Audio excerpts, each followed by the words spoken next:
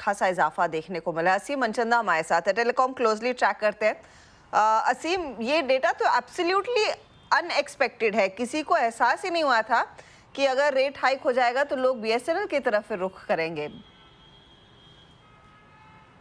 आज ही सही कहा आपने, टेलीकॉम कंपनियों ने जुलाई के अंदर अपने टैरिफ्स में बढ़ोतरी की थी। टैरिफ 10% से लेकर के 25% तक बढ़े थे और इसके साथ साथ ये जो पोस्टपेड और प्रीपेड दोनों के अंदर ये बढ़ोतरी देखने को मिली थी, तो उसका असर अब टेलीकॉम कंपनियों के सब्सक्राइबर पर दिखने लगा है। टेलीकॉम रेगुलेटरी ने आज जुलाई का डाटा जारी किया। इस डाटा के मुताबिक जो भारतीय एयरटेल है उसने जुलाई के अंदर करीबन 16 लाख ग्राहक गंवाए हैं, जो वोडाफोन आइडिया है उसने करीबन 14 लाख ग्राहक गंवाए हैं और रिलायंस जियो ने करीबन 7 लाख ग्राहक गंवाए हैं। लेकिन सबसे इसका ज़्यादा पॉजिटिव असर आपको बीएसएनएल के ऊपर देखने को मिल रहा होगा।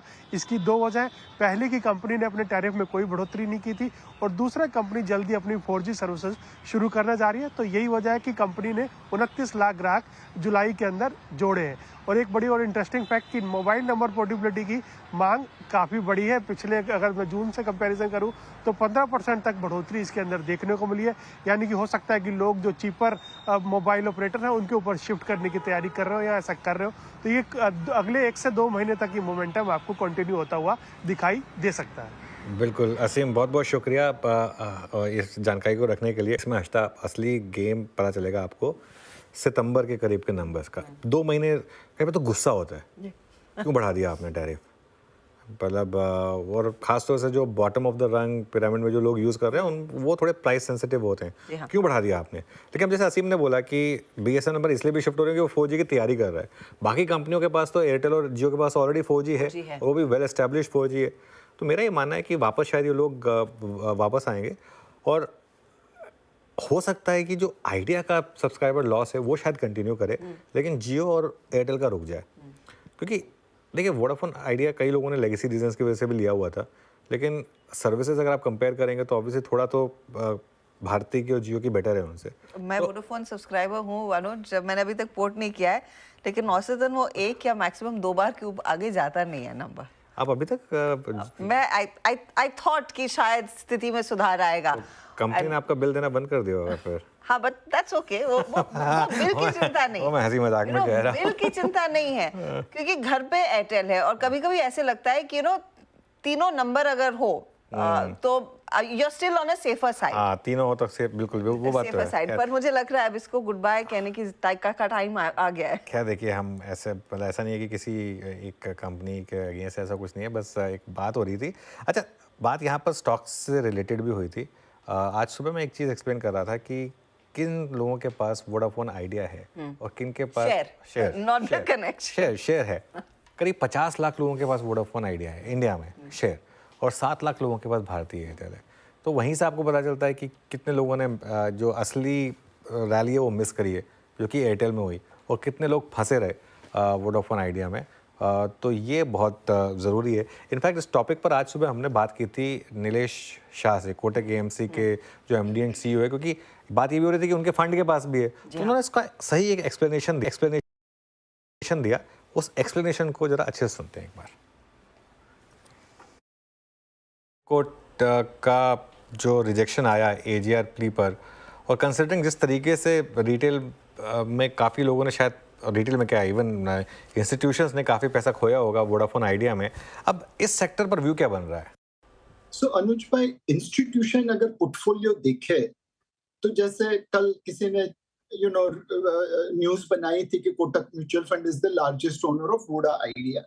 वेल, हमारे लिए वो आर्बिट्राज पोजीशन है, कैश पोजीशन नहीं है, वो हेज्ड पोजीशन है, डायरेक्शनल पोजीशन नहीं है। तो वोडा आइडिया के शेयर ऊपर जाए नीचे जाए हमारे फंड को कोई फर्क नहीं पड़ता, बिकॉज हम उसे हेज करके बैठे हैं, आर्बिट्राज में लगा के बैठे हैं। रिटेल इन्वेस्टर को ये सब चीजें ध्यान में रखनी चाहिए।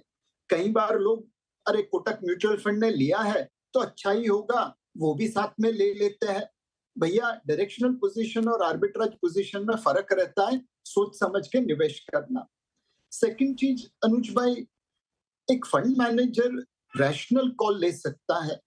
अब सुप्रीम कोर्ट क्या डिसीजन देगा ये कहना हमारे लिए नामुमकिन है। अगर ये निर्णय कल टेलीकॉम सेक्टर की फेवर में आता तो स्टॉक ऊपर जाते, नहीं आया तो नीचे आ गए हैं। I don't think so as a fund manager हमारे पास ऐसी कोई स्पेशलिटी या कैपेबिलिटी है कि हम इसको प्रिडिक्ट कर पाए। आधे टाइम सही जाएंगे, आधे टाइम गलत जाएंगे। बिल्कुल। ओवरऑल टेलीकॉम क्षेत्र पे हमारा व्यू पॉजिटिव है। हमें लगता है कि लोगों को अब डेटा की आदत पड़ गई है। दुनिया में सबसे ज्यादा डेटा हम कंज्यूम कर रहे हैं और धीरे धीरे इसमें प्राइस हाइक आती रहेगी जो टेलीकॉम क्षेत्र की कंपनी के लिए अच्छा मुनाफा बना के देगी। ओके, तो ये सुबह बात हुई थी नीलेश भाई से। अब राजेश अग्रवाल जी, आपका क्या व्यू होगा? वोडाफोन आइडिया को क्या इस भाव पे लिया जाए और भारती को क्या इस भाव पे लिया जाए? देखिए, मेरी पसंद तो मैंने अभी थोड़ी देर पहले भी कहा कि रिलायंस ही रहेगी जियो के कारण से, क्योंकि जियो में एक अच्छी बढ़त है। बट इन दोनों में अगर चुनना हो तो भारती एयरटेल के साथ ही जाना चाहिए। स्ट्रॉन्ग बैलेंस शीट न केवल भारत में बल्कि अफ्रीका में भी अच्छे खासे बिजनेस चल रहे हैं, आरपू बढ़े हुए हैं, 5G अच्छी तरीके से चल रहा है। अब आइडिया में जो है वो, जैसे आप एफएनओ में ऑप्शन बाइंग करते हो ना, या तो 9-10 रुपया का 20 हो जाएगा या 5 हो जाएगा, इस तरीके के जो रिटेल वाले उसमें लगे हुए हैं वो उनके लिए। अदरवाइज मुझे वहाँ कहीं वैल्यू नजर नहीं आती यार। अब एजीआर के जो नए कल जजमेंट वगैरह आए हैं, उसके बाद तो जो उम्मीद रही सही थी वो भी खत्म हो गई। अब इनको लोन चुकाने के लिए बड़े पैसे लगेंगे, जो कि मुझे नहीं लगता कहाँ से जुटा पाएंगे।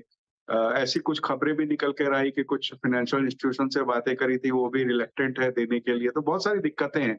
तो ऐसे हालात में जब हमारे पास दो बेहतर ऑप्शन उपलब्ध हैं, न केवल एज अ मोबाइल कंज्यूमर बल्कि ऑल्सो एज अ इन्वेस्टर, तो क्यों ना हम भारती एयरटेल या जियो के साथ ही जाएं।